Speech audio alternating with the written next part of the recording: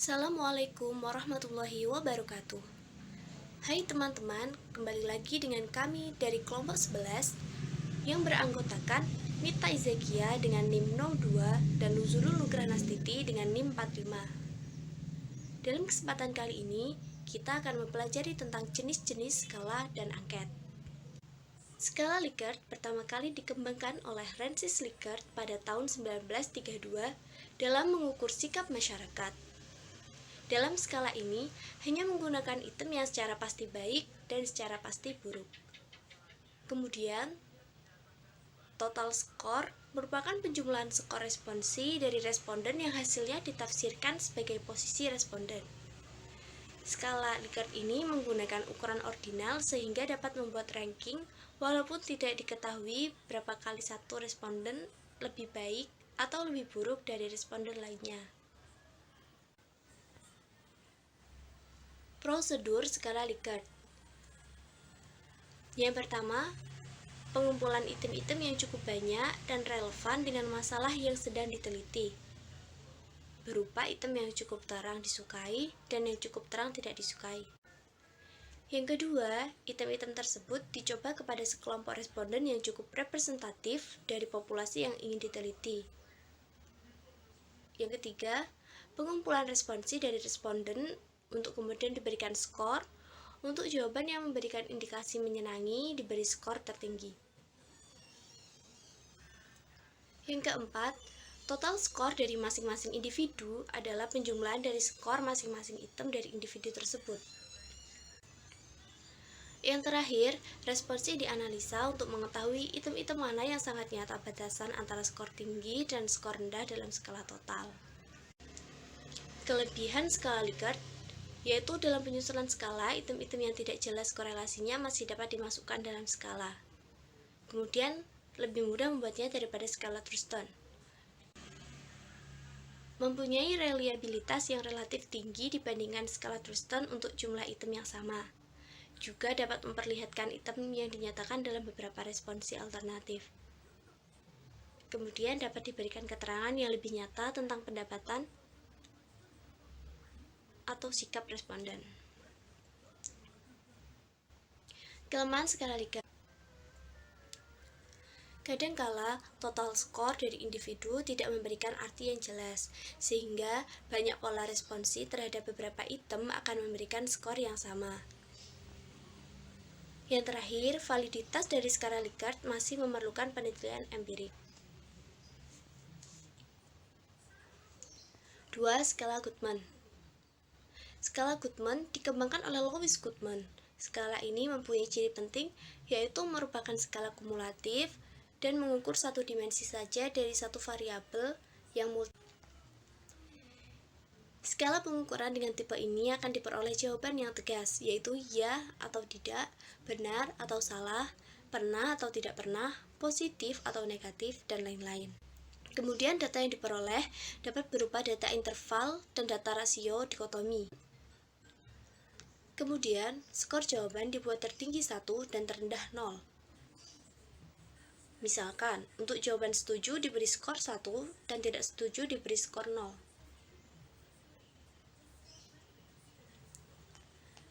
Alat ukur skala Guttman.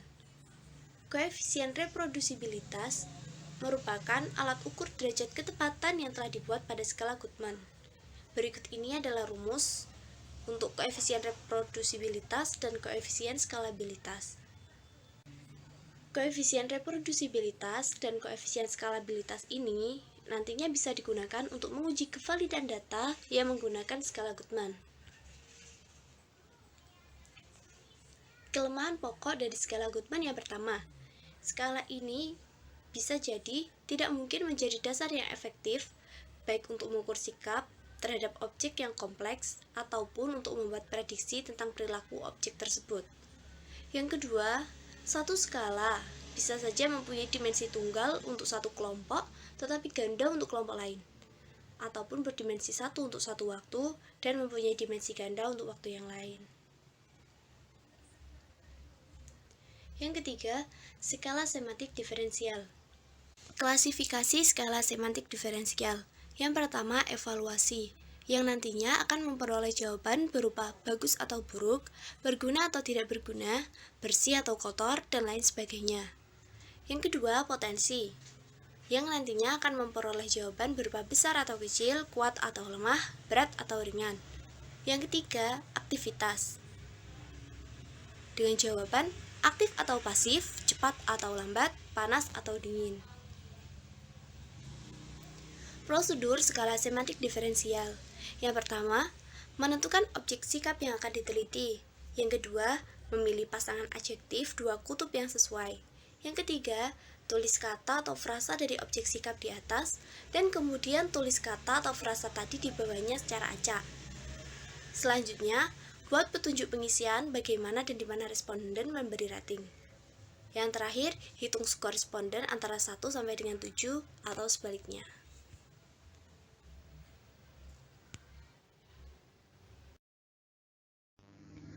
Untuk materi yang keempat yaitu skala Thurston.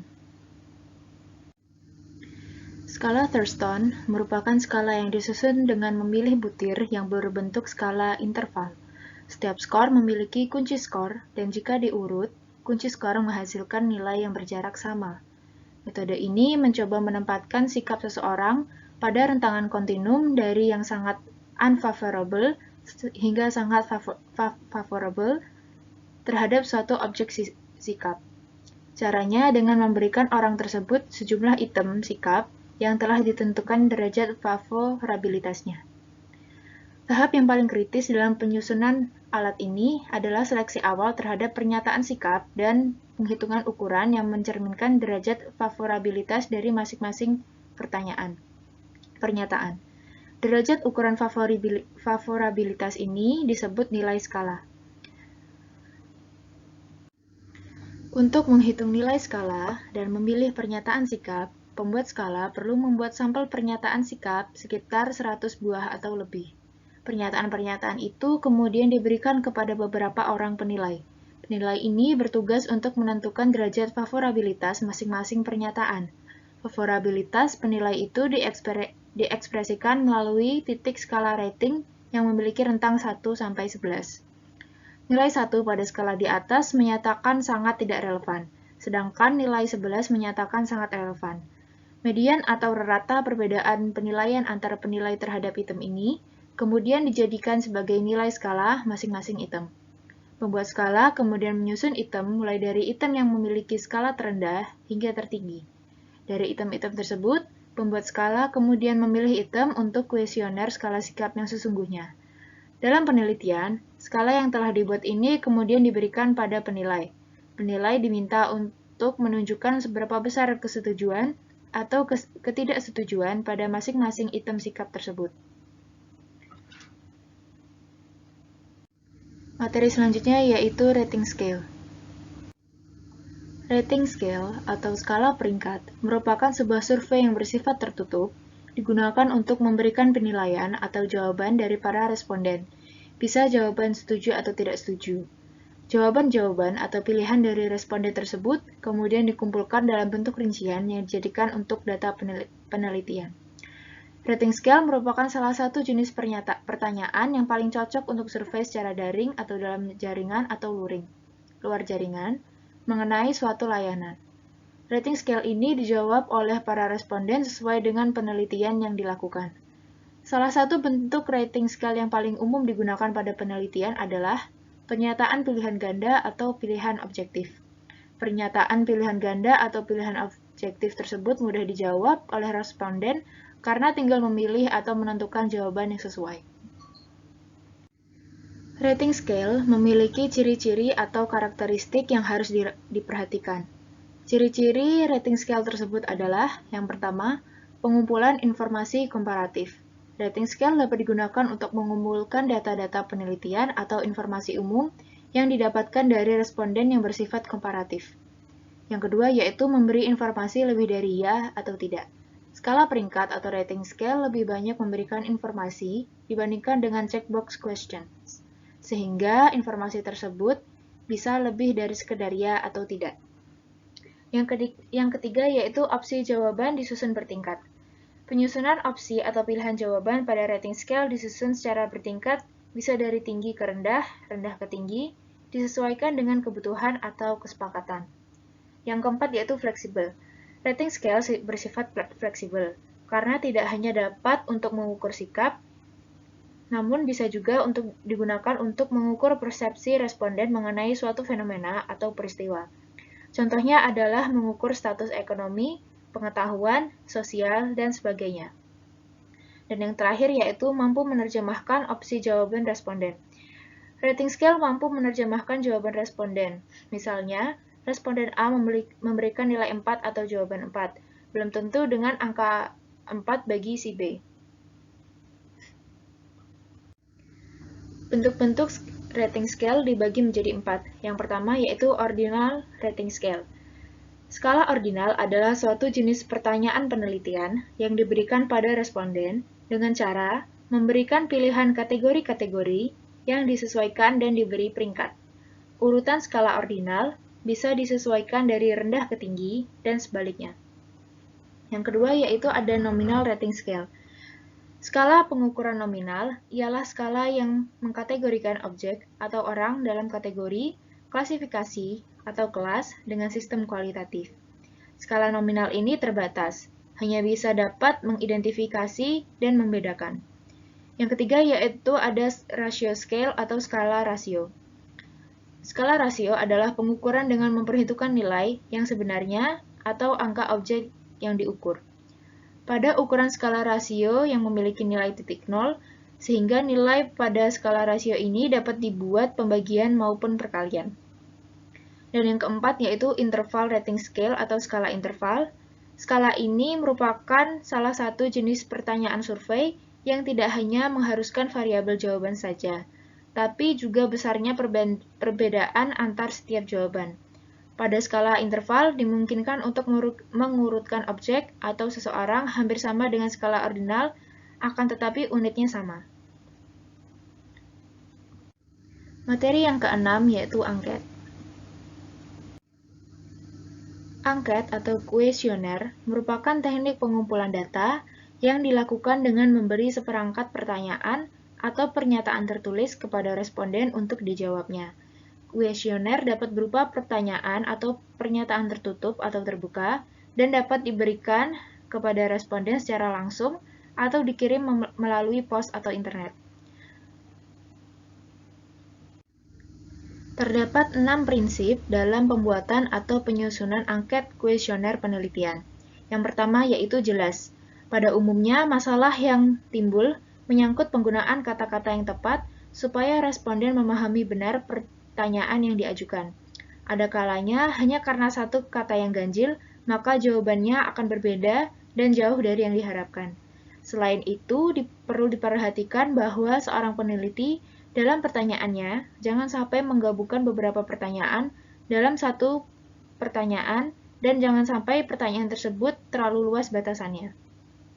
Yang kedua yaitu membantu ingatan responden. Pertanyaan harus dibuat sedemikian rupa sehingga memudahkan responden untuk mengingat-ingat kembali hal-hal yang diperlukan untuk menjawab suatu pertanyaan. Cara yang sering dipakai ialah menggunakan timeline, dengan mengambil suatu peristiwa penting yang mudah diingat oleh responden. Dengan menggunakan cara tersebut, lalu masuk pada pertanyaan yang betul-betul diinginkan. Yang ketiga yaitu membuat responden bersedia untuk menjawabnya. Bagaimanapun baiknya, suatu kuesioner akan tidak ada artinya kalau responden tidak mau atau menolak untuk memberikan jawaban. Hal ini bisa terjadi karena susunan pertanyaan ataupun kata-katanya kurang tepat, atau bahkan kurang berkenan pada responden. Oleh karena itu, diusahakan seorang peneliti hendaknya tidak menanyakan hal yang sulit atau hal-hal yang bersifat pribadi dalam wawancara. Yang keempat yaitu menghindari bias. Seringkali para responden mengetahui jawaban yang sebenarnya dari suatu pertanyaan dari peneliti. Namun, dia menolak untuk memberikan jawaban atau malah memberikan jawaban yang lain. Paling sering terjadi adalah munculnya pertanyaan soal income dan pengeluaran. Untuk menghindari bias, maka dipilih kalimat atau kata-kata yang tepat, misalnya dalam bentuk perkiraan atau rata-rata. Yang kelima yaitu mudah mengutarakan. Kadangkala, seorang peneliti menemui hambatan karena responden tidak bisa mengutarakan jawabannya dengan jelas.